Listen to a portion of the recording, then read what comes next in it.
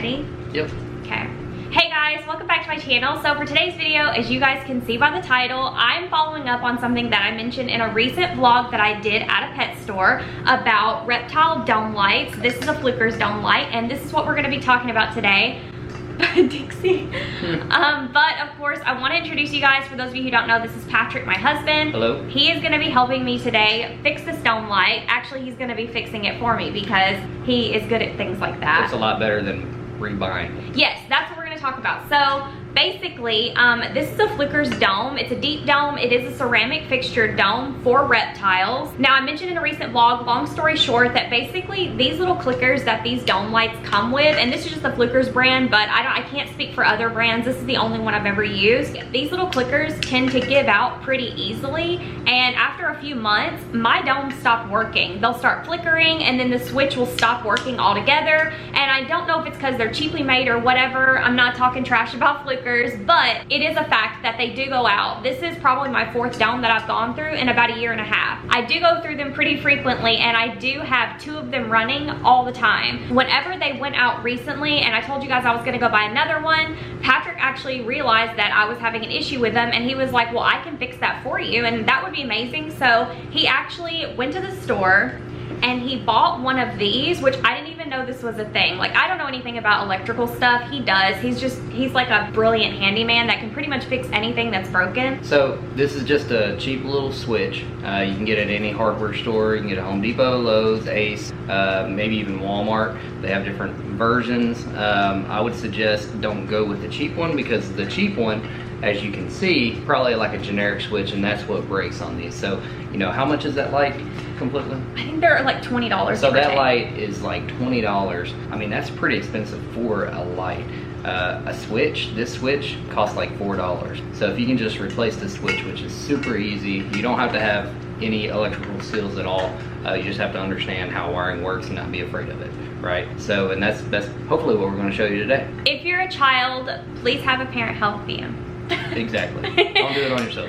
So basically, that's what we're gonna do today. So Patrick actually successfully swapped out the clicker on Blue's light, who is the one that was flickering recently. This one is actually Koa's, and you can see I have his mercury vapor or UVA UVB bulb in there because that's really important for turtles and tortoises to have that bulb. So them going without these lights and having them flicker and then shut on and off whenever I'm not in the room and things like that, that's really unacceptable, and that can't happen, and you don't want to risk that. And luckily, I do keep all of my lights on timers, so my timers do go on and off automatically, but that doesn't stop the clicker from going out. I had a lot of comments on the video where I mentioned this messing up, and a lot of people were like, oh, just put it on a timer, then you don't have to click it on and off every day. But my lights are on timers, but this clicker is still like an on and off switch. It's still what controls whether or not this comes on or not, and that is the part that keeps going out. So even when this is plugged into a timer, it can still mess up, and that clicker is what basically you have to replace in order to fix it.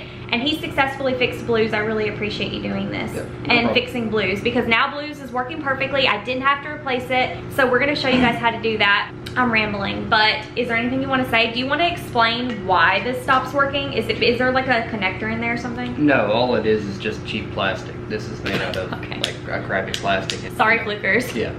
Okay, so yeah, so right now we're gonna go and he is going to replace this, and then this light actually still works, but this is cheap, so we're just gonna replace it preemptively so that I don't have to worry about it going out in a week or something and then doing this.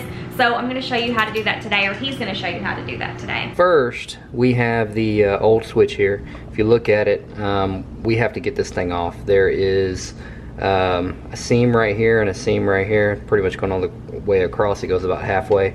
Now be careful, you don't want to cut the wire, like just cut it off, cut the switch. You can, but in reality the way that this works is there is a wire that goes all the way through that is not cut. The other one is, and this switch just connects those two that are cut, that are already cut. Let's try to get this thing apart, right?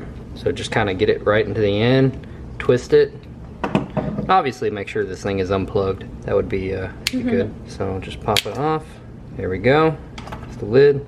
So as you can see, we have one wire here. This wire, there's only 2 wires on this thing, right? You have 2 prongs that go into the wall. So one wire's on one wire is on the other. So you have this wire right here is not cut. It's going all the way through. this wire hooks into this metal plate, and this wire hooks into this metal plate up top. And that switch controls that. So all you got to do is just pull. So as you can see, we finally got the switch off. There is two pieces right here. They're not connected.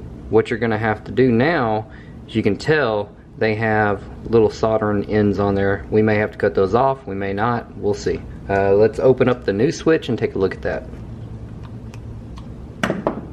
Once you get the lid off, this is the new switch. Basically the same idea. You have a path right here where the wire that is not cut will sit, and then you have these two screws where your cut wire will hook into each screw.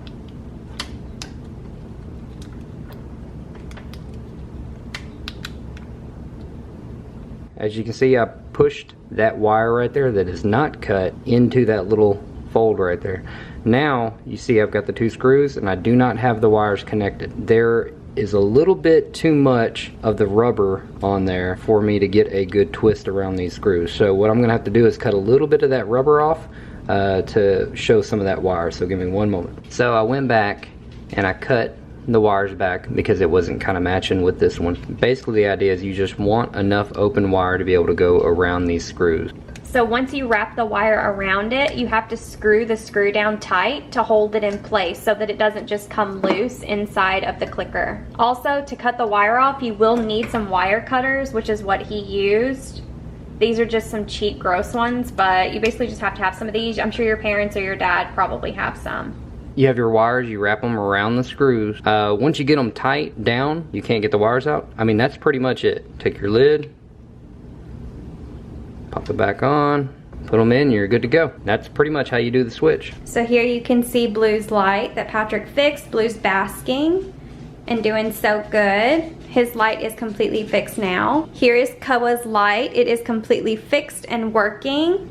But his light is working, his switch will not break now, and I am so happy. Thank you guys so much for watching this video. I hope that it was helpful. I really appreciate it. We'll see you guys in our next video. Be kind. Bye.